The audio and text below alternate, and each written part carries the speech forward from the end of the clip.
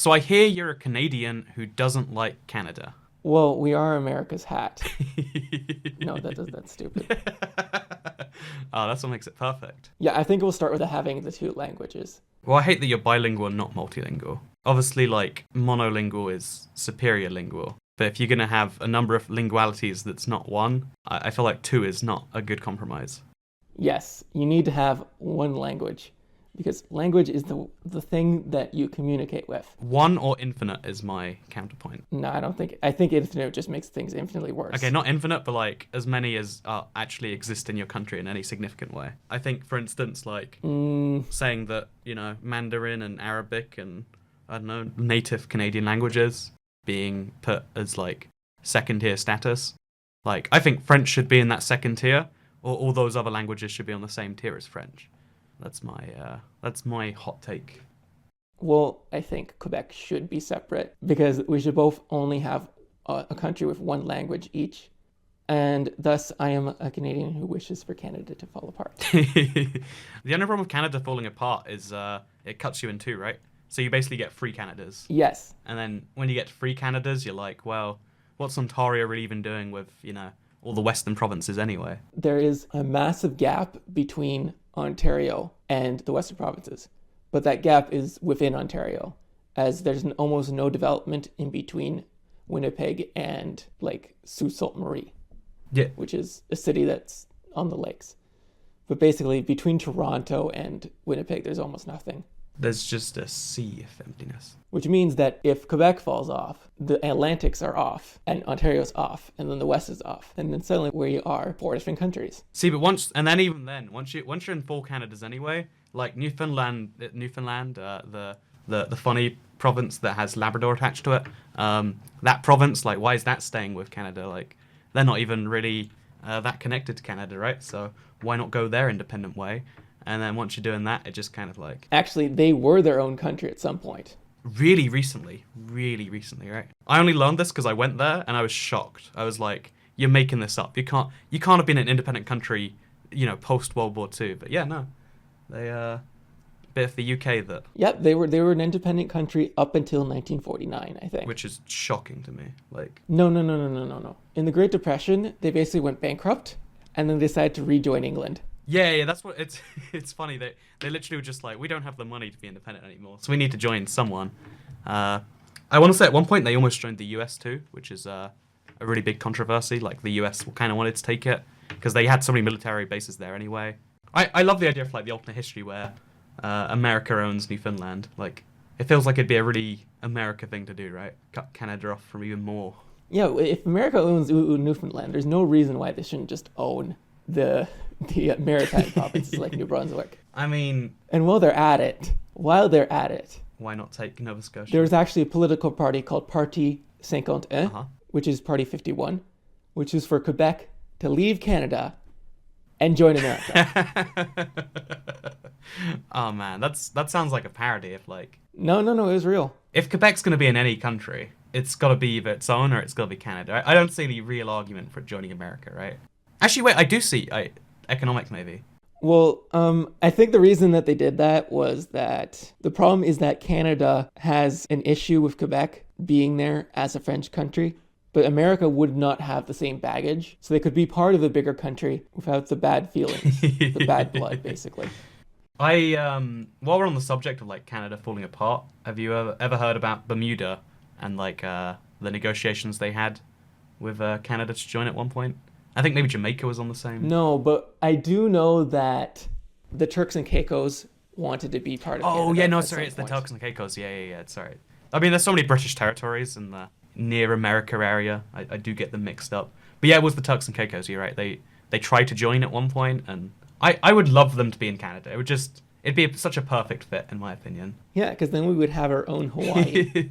Every country deserves its own Hawaii. Except on the Atlantic rather than the Pacific. Like... If there's one thing we've learned from Pearl Harbor being an excuse to start World War II, it's that every country needs a Hawaii, so you can have your own little wishes, The UK had Hong Kong. That was nice.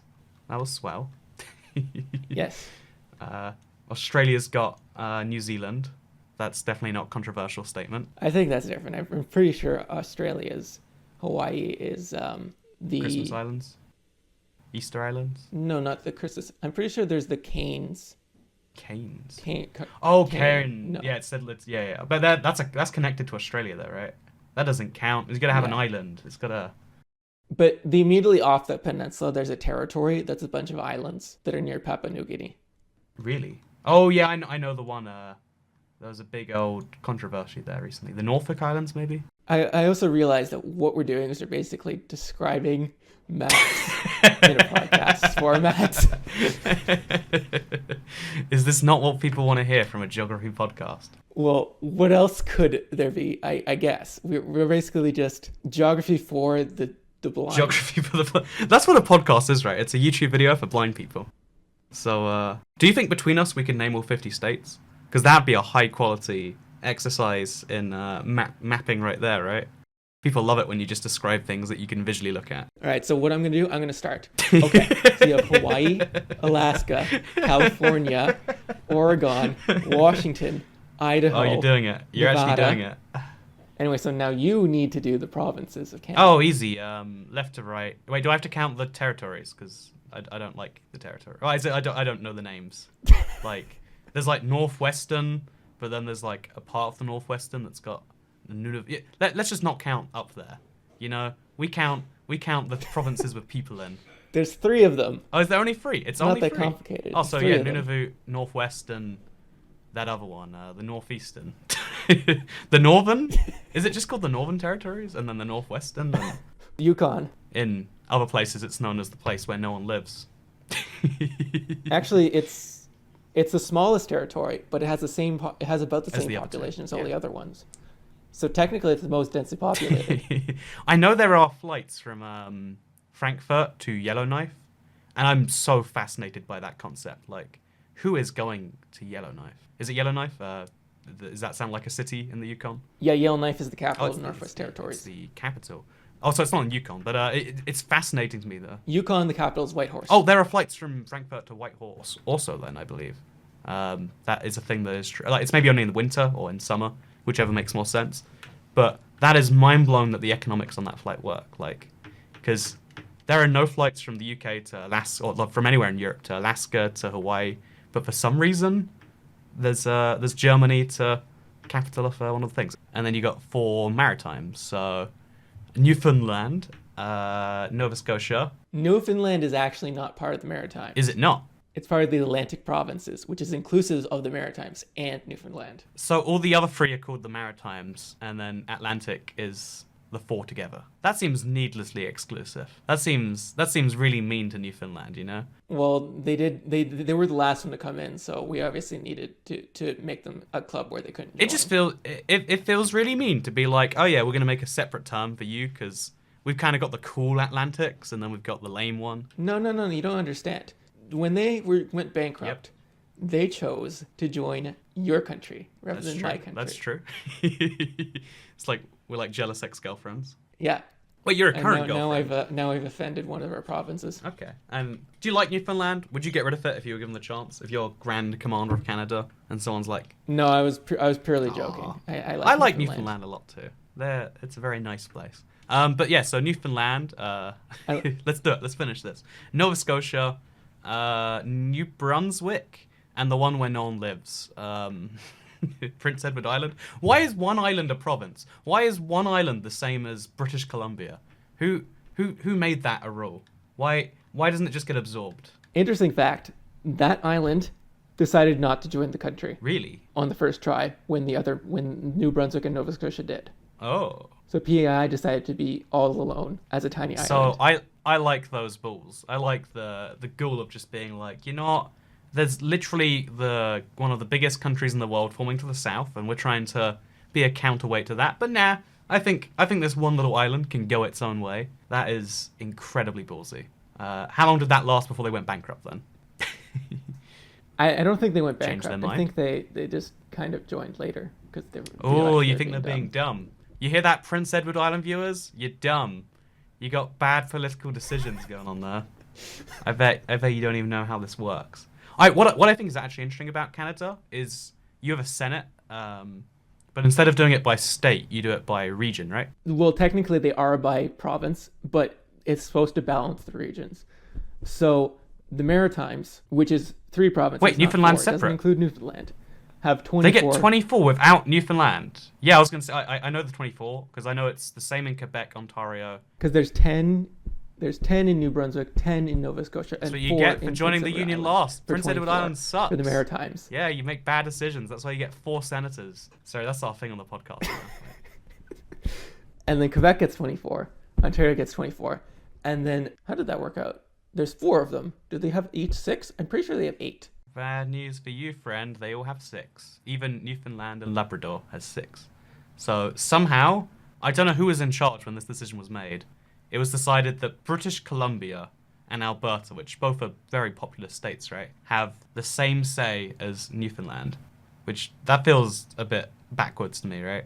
Like Nova Scotia has more senators than literally all of Alberta or all of British Columbia. Does that not feel a bit wrong to you? Well, the thing about that is that the Senate is not used for anything, actually. Oh, okay. It's like Like, we could get rid of it and it wouldn't change anything. Okay, it's like the House of Lords. So it doesn't really matter anyway. It's like the House of Lords. It's like it's just kind of like you need a second house, so you kind of okay. I'm down with that. I really like the House of Lords only because they all wear gold, and I'm fascinated by the idea that everyone goes into office and they're like, hey, we shouldn't have people who are in charge of the country in some indirect way because they were born into it. And they always leave being like, actually, we'll leave them be for a bit. Like, it's such a ridiculous body to exist, and that's kind of why I like it, you know? It's kind of like Prince Edward Island. I love you guys, by the way. I was joking before. But when something's so ridiculous, it almost becomes endearing, right? Isn't that the whole point of Canada as a country? Kind of like Newfoundland. Yeah. It is, right? I mean, like, what were they doing as a country? Who thought that they could exist? Or even a better example is, because I think it's next to Newfoundland, Saint Pierre, yeah, right? Saint Pierre and Miquelon. The part of France stole our land. See, I really want to know why France holds on to that, because it can't be cheap. It's probably for fishing. But I reckon they lose a lot of money on it. It's got to be like Russia and Barentsburg or something like that, you know? It's one of those places where the country is trying to hold on to some future geopolitical claim, but I can't work out what France would ever get to do with Canada. Because Quebec doesn't really like France, right? Am I wrong about that? They do not consider them... They consider themselves their own thing. Like, there's not even with that jokey thing earlier about Quebec joining America, there's not even a joke about Quebec and France joining up, right? Yeah, they never consider that. Yeah, it's not even an option. It's more of the French think the Quebec sounds weird. And thus the Quebecers think the French are stuck up. But basically the Quebecers think of the way of the French the way the rest of the world thinks the French. Okay, real talk. What do you think of the French? Do you actually think they're snooty and arrogant, or do you think the stereotype has no truth? Well, I think the stereotype of France has Paris is the stereotype. The rest of the world has France. So they may just be basing it all in Paris. Yeah, that's actually what I would like. I have been to Paris, and it is a little bit arrogant, but everywhere else in France, they're so nice, you know? It's like, oh, I didn't realize you could be French and polite. Like, whoa, what's that all about? Are you allowed to say that on a podcast, or is that racist? No, this podcast is basically just going to be we offend everybody we possibly can. So let's talk about why Canada shouldn't exist, eh? How about that? The reason is that I do not think that countries that speak multiple languages should exist. I think there should be countries that speak one language because you're all speaking the same language. You all have the same worldview. If you have the same words that you can read, you will develop a similar worldview. You don't constantly end up fighting in languages you don't even understand in, so you don't even know where you're fighting. We actually have this in common. I shared this view in a video, and people called me a linguo nationalist, but I totally agree. Yeah, if you can't communicate with someone, what do you have in common with them? Why should you have a common system of governance with someone you can't physically understand? You know, like, because there's not understanding someone because they have such a different way of life. And there's not understanding someone because you can't understand them. The country will not exist for very long. So the country's doomed. I want to cycle back round to Canada, but I want to go for a list of countries. You tell me whether you think they should exist or not, okay? Switzerland. Well, Switzerland is the exception, I think, actually, to this rule. The reason being that they're barely a country anyway. You're not wrong. You're not wrong. They're basically just the space in the mountains that Germany, Italy, and France didn't get. So their entire existence revolves around not being those countries, being like the negative space, and thus I think they fill that role pretty well. See, we're gonna end the game real quick and say, but I would say that's what Canada. That's the biggest part of Canada's identity. It's the fact that you're not Americans. No. But here's the problem: we're only not one country, rather than not multiple countries. You're also not the UK, right? No, we don't. We're only not America. Do you think you're not the UK even a little bit?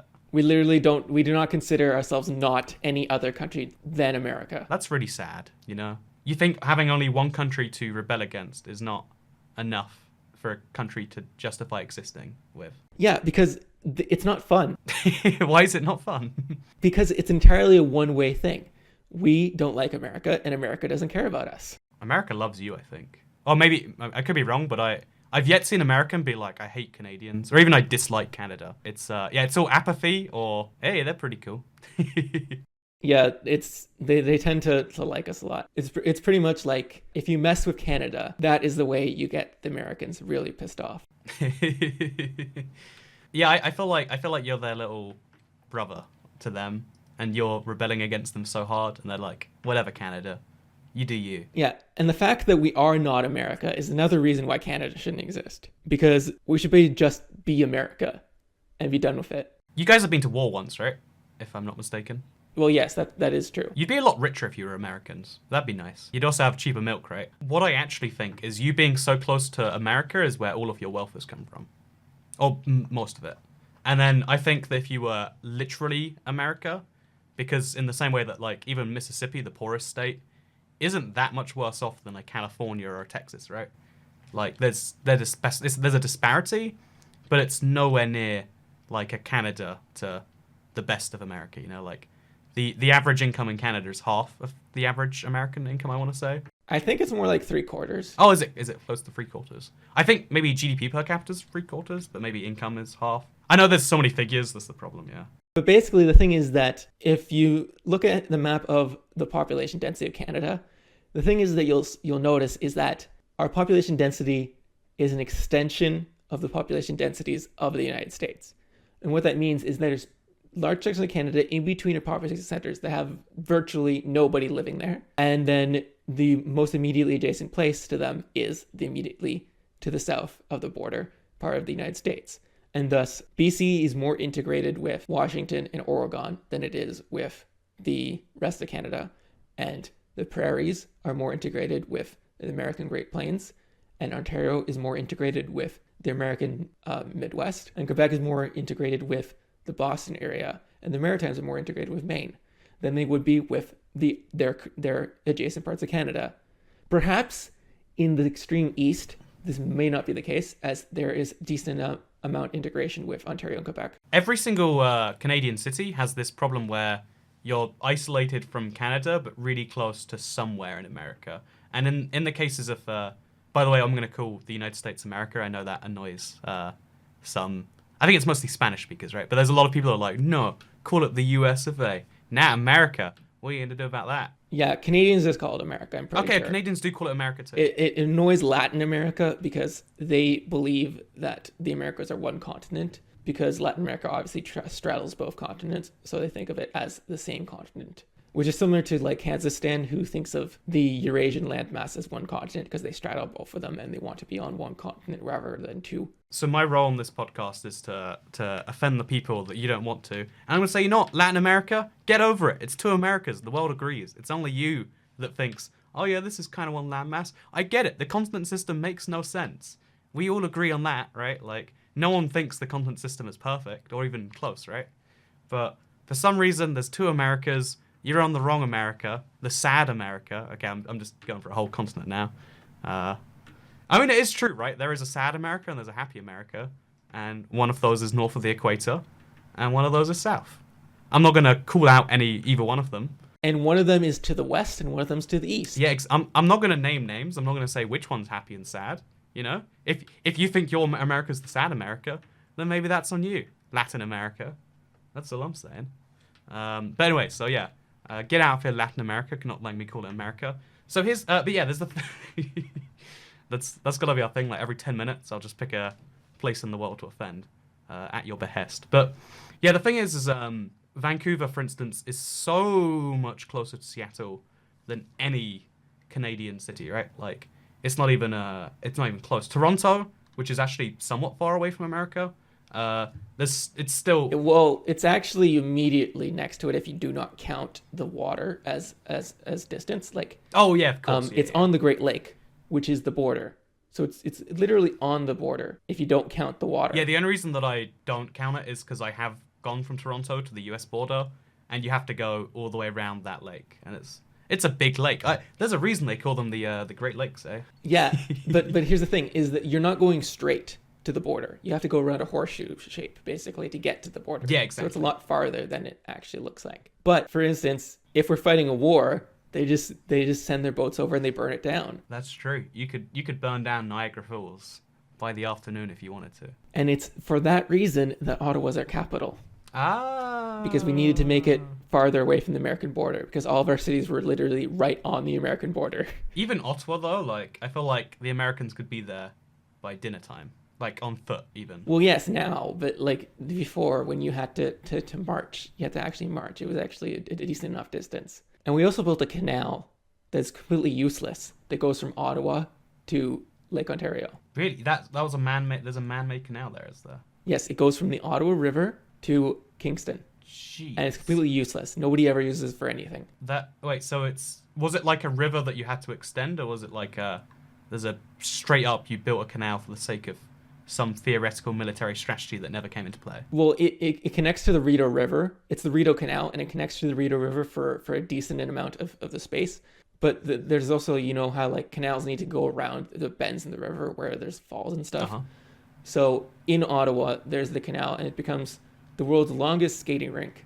That might just be a tourist name. It might not actually be true, but we call it the world's longest skating rink during winter. I really, really want to go skating on this. Like, I can't even ice skate, but that sounds amazing. You know, why do you say it's useless? Why do you? It basically covers the entire length of the center part of the city. But anyway, yeah. So it goes. It's a completely a military thing, and never had any commercial usage. See, that's the sad thing about a lot. Like, I think it's cool when you do military stuff. That's like, yeah, but this also has some economy whatnot going on. Like, let's build airports. Heck yeah. But I feel like canals probably not. Like, whoever thought that would be genuinely useful for anything? Because I mean, like, surely if the point is to keep Ottawa isolated, you don't want it to be connected, right? Well, you need to be able to get your troops there and back. So that was the purpose behind the canal, because we didn't want to have the boats having to go along the St. Lawrence on the US border. So the purpose of the canal was that you could go from Lake Ontario to the Ottawa River and then travel to Montreal without having to go past the border,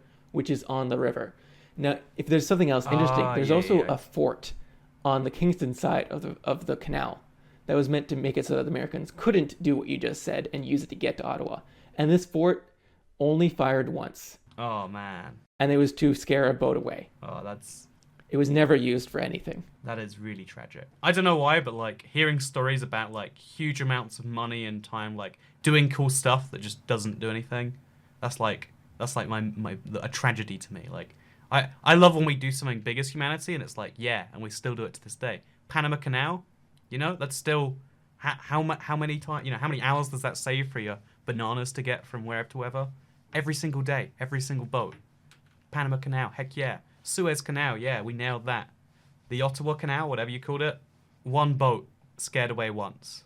That is its history. The fact that we didn't go to war with America is a good thing, but I mean, okay, so like, if you just, okay, so the only reason you don't go to war with America is because, like, it's not worth it for them to want to conquer you, and you don't have any aspirations of getting anything from them, right? Like, it's as simple as that, no? we actually did have a plan to invade America. Oh, it's got red in the name, right? Yes. Operation Red? Yes, it did. I do know that one, yeah. But the plan was basically stall them for as long as we can until they kill us, if I'm not mistaken. Yeah, that was it. Like, take over one city so you have some leverage, and then stop them from taking all of yours. And then... That's pretty much it. I have seen... It's funny. I feel like America is so well like protected from Canada in that way, and that all of their cities are so far from the Canadian border. Yeah, besides Seattle and Detroit, everything is protected. Although you burnt, I know this is a fact. You burnt the White House, right? Once, right? That was the British. That was you. Oh, oops. We burnt the White House once. Yeah, Americans, you like that? You thought I liked you? Oh wait, so I have been to not only your country but also your province. Do you wanna know how Canada treats British citizens trying to get in? Poorly. No, every time Canada, like, I feel like of all the countries in the world, I imagine Canada and the UK being like best bros, right? Like, cans are cool away or whatever. Tell me if you disagree with any of that. Like, wait. Right now, name Canada's like top 5 best friends. Well, the Anglosphere, obviously. List them, It's America, Yeah, right. UK, Australia, Of course, New that's Zealand, and Ireland. Although we don't actually. Would you put them in that order? The only reason I'm saying Ireland is because I said Anglosphere, so I need to include Ireland. But we don't actually have that good a relationship with Ireland, so I'd probably say France is the other one because we speak French, obviously, and there's obviously the ability to speak makes it good. So, did you know that the reason Canada formed as a country is because Irish Civil War veterans decided to invade Canada from America to use it as a bargaining chip to release Ireland from the UK. Really? So the only reason this country exists is because the Irish tried to invade it. And thus we decided we needed to be able to defend ourselves better by joining together. And then PIO, of course, was like, nope, bros, I'm not going to do this. Because, I'm not next to the border, so I don't need your defense obligations. Of course. Darn PEI. Yeah, darn PAI. So, just to clarify, does that mean that your role on the podcast is now pandering to countries and mine is offending them? So you get to tell Ireland how important they are. What do you mean? I was not pandering. Oh no, you made it sound like Ireland is so good at, like, what they're doing. They tried to start a war between Canada and the US just to get their independence. Or, like, they didn't, not even really necessarily independence.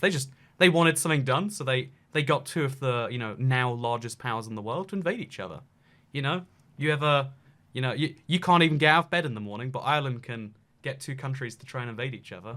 So that's how I took that one. Well, no, the America didn't participate. It was literally just Irish Civil War veterans doing it on their own. But they tried to pretend they were Americans, no? Or are you saying they literally just got bored and did it and figured they could? Yeah, they literally just got bored and did it. Oh man, I aspire to do that one day. Maybe that's why Canada. See, so now maybe it kind of makes sense that with the UK's long history of colonization, maybe that's why you treat me so rough at the border. But no, it's actually interesting because Canada, like, I don't have many complaints about border control anywhere in the world. It's a chill process mostly. Canada, every single time they give me a full-on interrogation, they check my bags. They're like, so how many days are you in Canada? Seems suspicious that you're here so short. And it's like, do you want me here for longer? Is that your problem? Like, why would it ever be a problem that I'm in Canada for a short amount of time? Why is that ever an issue, Like, but yeah, no. You guys have legal cannabis there, right? Yes, that was the thing that we actually got that I wanted the least out of the things that the guy said we wanted. The other one was voting reform, which he didn't give us. So I'm kind of pissed at that. Voting for? Sorry, you're going to have to clarify what you mean by all of that. I'm not going to refer to him by his name. Oh, I love this. You should not be named. Anyway, so there was 2 things he promised. He promised dude weed lamau. Okay, yeah. And he promised voting reform so we could have a voting system where it's more proportional rather than first past the post. Oh, I was correct. We did not get that. We only got dude weed lamau. Dude weed lamau. I hate to bring everything back to the UK, but did you know we had a referendum on changing our voting system? Yeah, and it didn't go through because you still have first past the post. Yeah, exactly. It's the worst thing because, like, to me, this is like a good example of democracy actually being sad and dying in a way. The reason, like, because, like most people, when you look up the new voting system, they're like, oh yeah, that seems fair. You basically get to decide where your vote goes. You get to kind of rank choices. But then what actually happened is the campaigning was like, well, why spend 250 million on a new voting system when children need, CPR machines and soldiers need bulletproof vests? And somehow, again, this is so ridiculous and inane, but somehow they managed to have the slogan of they need bulletproof vests, not a new voting system. And people were like, oh yeah, why don't we buy bulletproof vests instead of a new voting system? And yeah, to this day we use first past the post, which is a terrible name, by the way, because it's not actually first person past the post, right? It sounds like a pretty good voting system. Person who got the farthest past the post. But like it sounds like there is a post you need to pass, and once you pass that post, Yeah. but the problem is that the post is always changing. You know, they're moving the goal posts. But I don't like that it has a name that is misleading. I don't like when names don't match up with their things. Like if Canada was called, you know, actually good country, or whatever you would find offensive, you'd be like, wait a minute, that's not correct. And then you'd have to describe, well, you know, we call ourselves a good country, but then we have that province that no one really likes, and we're led by you-know-who, and I just feel like... I love that you straight up are just like, he who must not be named. That's my favourite little bit. Anyway, my point is that a lot of countries do democracy very badly. Even America, you know what, you thought I loved you earlier, but you know how their democracy works? It's not based on people. It's based on land area. Land gets to vote in America. No, that's not. No. That's not how it works. Okay. Okay, let's do this. Let's fight about America's electoral system, shall we? The Electoral College, if the last election was done where each state had the exact number of electoral votes that it had based on its population, the candidate that won would still have won. Oh, yeah, sorry. The reason that he won was because it was a winner-take-all thing for each individual state. So the way the American election works is it's not one election, it's 50 elections that happen at the same time. I know all of this, and I agree with the fact that, yeah, like, it's 50 states electing, or 51, because DC counts for the sake of elections, but it's 51 different elections happening simultaneously. But I also think that if it's for a president of all of those people, that all of those people should be counted as equals, rather than saying, because, you know, this state is really big, it counts in a different way than the states that are really small. And that is how it works. If the Electoral College votes were distributed in that manner, Uh-huh. it would have only made a difference of 3 electoral votes. Oh, but my only point is that you shouldn't be able to say winning Wyoming by 1 vote matters the same as winning by 100,000 votes. Yeah, but here's the thing. In our elections, it works exactly the same, except... Much smaller regions. Yeah, except instead of states, it's the districts. If you win a district by 100,000 votes, you win 1 seat in the parliament. If you win it by 1 vote, you win 1 seat in the parliament. And PEI, yes, PEI. No, not PEI, come on, not them. Yeah. Not them. Anyone but them. They have, like, I think it's like twice as many electoral votes that they should based on their population. You're ruining democracy again, Prince Edward Island. Why do you do this to us, Prince Edward Island? Why won't you leave already? The reason this is the case is that they put a clause in the Constitution where a province could not lose electoral votes, and thus PEI did not grow while the rest of the country did, and thus they ended up with about twice as many votes as they should get. Oh, there's a case in the UK that's way worse. I want to say it's Orkney and Shetland have about 15,000. Oh no, it's there is a one of the districts because we try to have them be based on geography. We try to have about 70,000 voters on average per seat, but there's only like 15,000 people living on 2 groups of islands or something like that, or 15,000 voters, and it means that there is 1 seat where your vote is worth 5 times more than the rest of the UK. And I don't like that either, I'll be honest with you. Well, we actually have that for Labrador, which is part of Newfoundland, because it's part of the continent rather than the island. They decided just to pump it all together, even though the population didn't really work. But because like parts of Canada have more votes than the other ones based on the population, it's not that abnormal that Wyoming might have a different amount of votes based on its population than California. The only reason the popular vote did not lead to Electoral College win is not due to the distribution of electoral votes. It's due to the fact that if you win a state by 1 vote, that's the same amount as winning it by like 40%. Yeah, but I think when you make your district so big, you guarantee that's going to happen eventually. I think instead of having California be 1 district, you should have it be 55. Instead of Wyoming being 1, it should be 3, or, you know, so on and so forth. Because there's only 2 states that do that right now, and no one cares about those states. But if everyone did that, then all of a sudden, you have to care about. If everyone did that, yes, but I still think the election wouldn't have been different because the Red Party won the most seats in the House of Representatives. And thus, if the Electoral College votes were distributed per seat, you'd expect the seat that elected a red representative would probably elect red for president. And thus, the red president would have still won that vote, even though they still did not have the popular vote in that case. Yeah, it's shocking you're right. That even I would have guessed that because the Red Party got less votes for the president, they'd get less votes for the fewer votes for the representatives. But Actually, I think the reason this might be the case is that California is actually weird in that there's districts where there's two blue party people running at the same time. Really? Because what they do is they have an open primary where everybody runs against each other, and the top two people will end up in the general election. And oftentimes this means that there's two blue party people running for the same district and no red party people voting for the same district, running in that district. That is a thing that stuns me as real. And thus, the people who are in that California and are red do not have any reason to go to the polls during that election, whether that be for voting for the local district or for the president. And then thus, the people who are blue and need to pick between two different blue representatives are more likely to go to the polls. And thus, California has a high blue turnout and a low red turnout for this reason.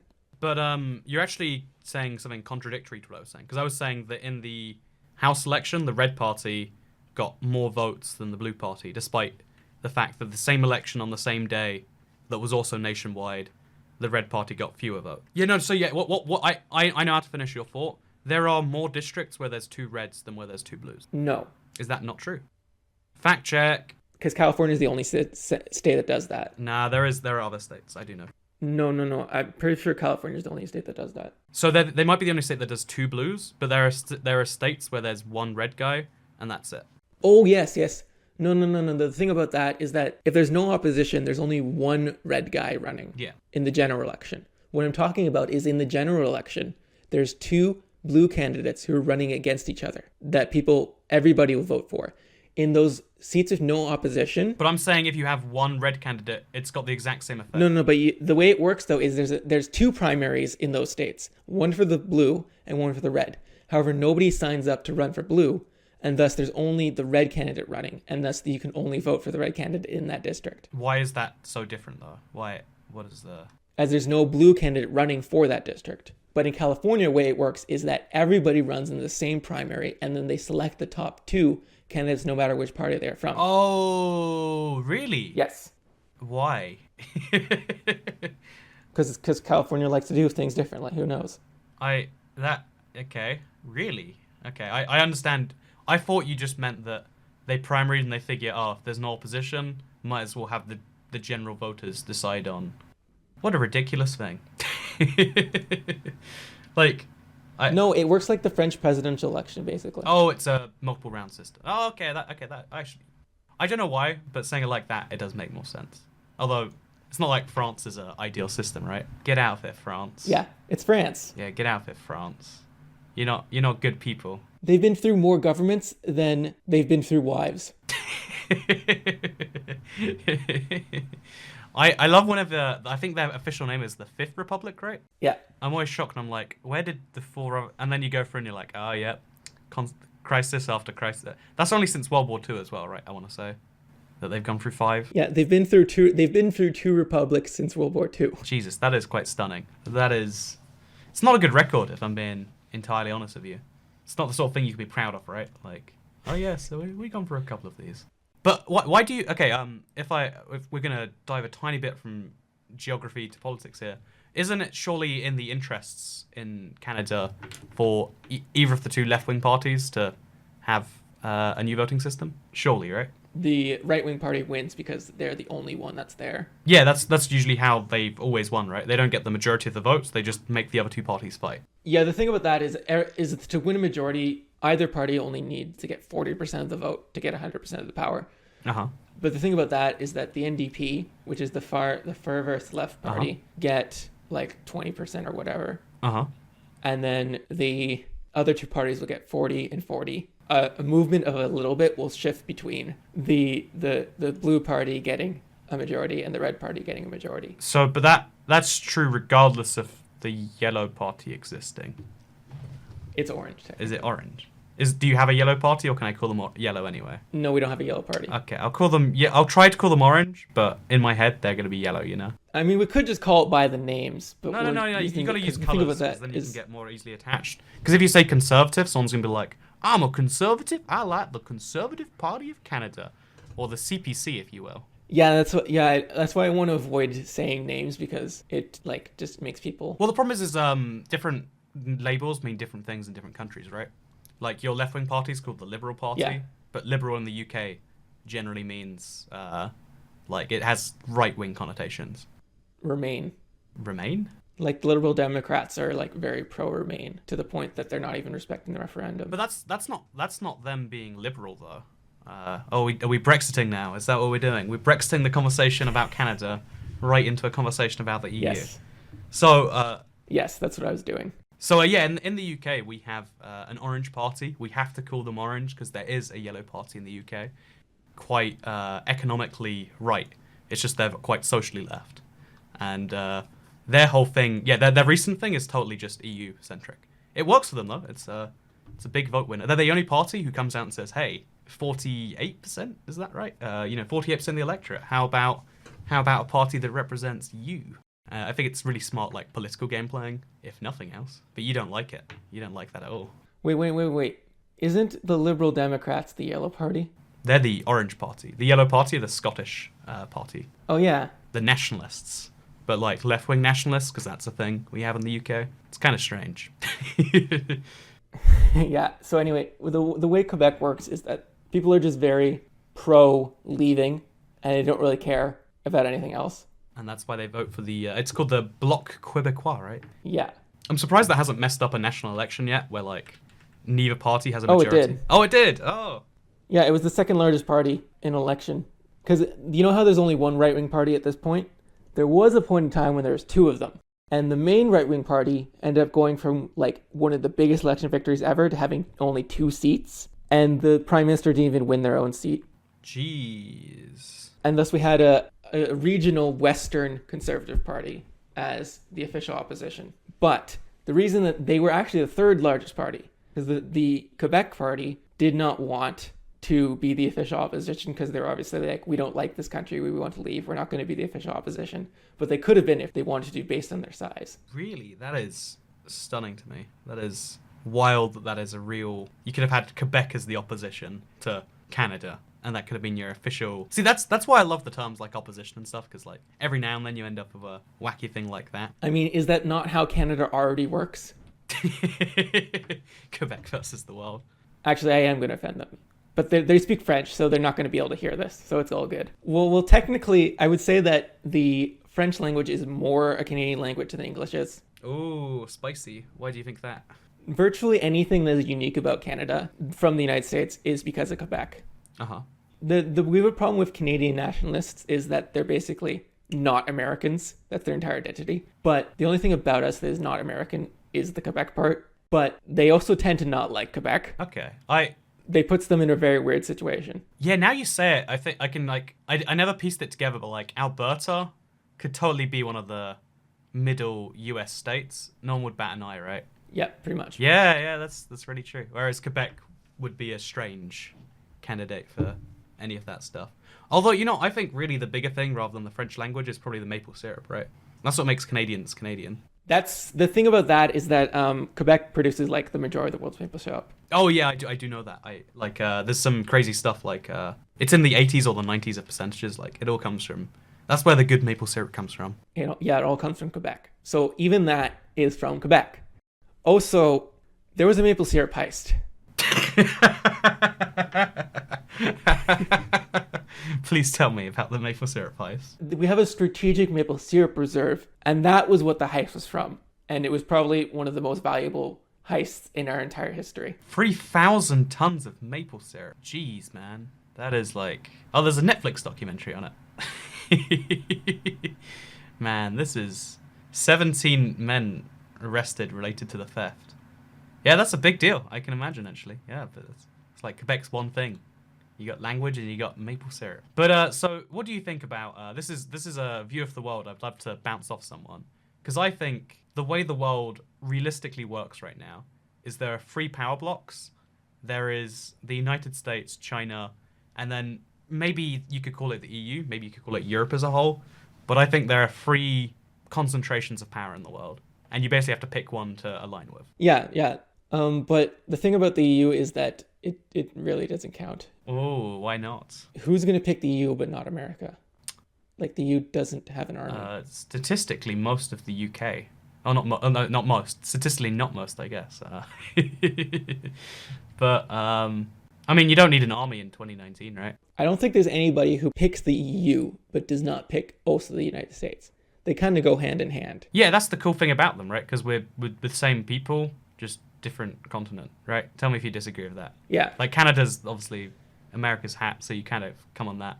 But I've always thought it's so cool that America is like they're all the same people, but instead of being united by ethnicities or nationalities, it's like united by wanting to do stuff, wanting to make a better life, to work, to or whatever, you know? So I think there's a natural alliance there because you just take the same people, but you remove their national borders. And then, of course, they're going to get along. Yeah, that kind of does describe what America was. Ooh, was. Okay, that's you have to explain that one. Please, give me an explanation on why was. When did it change? So I just think that fits more in like before World War II. I think that after World War II, America sort of became like its own country. Yeah, actually, yeah. Okay, you know what? We finally we're back on the same rails there. Let's finish off by just doing a quick bit of circle joking with America, shall we? Because like I've been particularly fond of the US recently. I don't know why. They've got like a special place in my heart.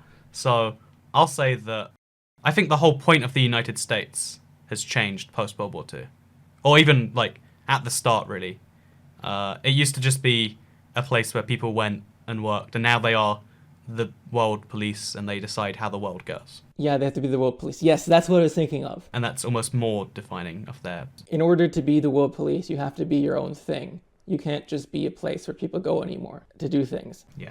You have to be the one doing the things. It's kind of sad in that way, isn't it? Like, I kind of like the idea of being defined as like, yeah, there's no people, no this. It's just whoever moves here and whoever has a good reason to be here, come over, friends. I've always liked that as a motto. If America doesn't have to be the superpower anymore, and somebody else can be the superpower, it could go back to being that. But probably not. I think it's too far gone at this point that it could basically only possibly be the superpower and nothing else. The momentum of situation is such that it can't undo it. Like America has military bases in Germany, right? Yep. Germany wants them to be there. Yep. It can't even leave there without pissing off Germany for not occupying it with their military. It's kind of a weird situation to be in. Yeah, a lot of countries want to be occupied, don't they? It's kind of it's weird when you say it out loud, but it's totally true. A lot of countries want the US to take some of their territory as a guard against someone else taking the rest of their territory. Yeah, so like what I'm saying is basically America is kind of forced to be in this role even if it doesn't want to be. Yeah, no, it is totally true. Like you can never have every now and then there's a presidential candidate who's like, hey, why are we spending how many trillions? Why don't we stop, guys? And then it's never going to actually work out, right? Sadly. Although, to circle this one perfectly, I think the US could go back to its previous thing if they're surpassed as a superpower, which there's only one realistic country that would overpass the US, right? Yeah. What's the name of that country, Van? The country that could do this is obviously China. China. Because it has a very large population, and even if it were as rich as the Soviet Union was in relation to America, as China will be in relation to America at a certain point, that China would be twice as large an economy as the United States would be, because at its peak, the USSR was able to get to about half of the richness of the United States. And thus, because China is 4 times as large as the United States, population-wise, it can be twice as powerful as it, even if it is only able to reach the level of the USSR. Even when all it has to do to overpass the tiniest bit is reach a quarter, and then it's a larger economy, and therefore has... That's actually where it is right now. Is really hitting a quarter soon, because their economy is still smaller than the US, right? Well, it depends on how you're measuring it. If you're measuring it based on goods you can buy inside China, they're already larger than the United States, but you're measuring it based on goods you can buy. On the world market, they are not as large as the United States. The reason is that people seem to like US dollar for some reason, and thus the US dollars can buy a lot more things outside the America than they can inside America. Oh yeah, there's this funny there's the name for that. It's like American privilege or something, where Americans Well, it's actually called purchasing power parity. purchasing power parity. Oh, but there's a American privilege. It's got such a fun name, but I think it's I was on like Charles de Gaulle named it because like when the rest of the world wants to buy something from another country, they pony up US dollars, which costs them something real. But when America wants to buy something from the rest of the world, they are the ones who make the money. Like it's a inverse Yep, relationship. that is how the world works. But And nobody seems to have a problem with it. maybe we should talk more about how China could surpass the US and how that could change the world in another podcast. Maybe that's if people like this one, maybe we could do that, eh? Maybe this is a natural endpoint that I'm sliding us into. So, if you want to see more of this, make sure you let us know. Send Van de Graaff a tweet. He loves it when you spam. I would love to see more podcasts, please. And and if he gets 1,000 messages, we will do a part 2. That is so just make sure you send all that spam in as much as you can. Tweet multiple times, honestly. Yeah, this was a fun little thing. I think it was fun to just talk geography for as long as this video is.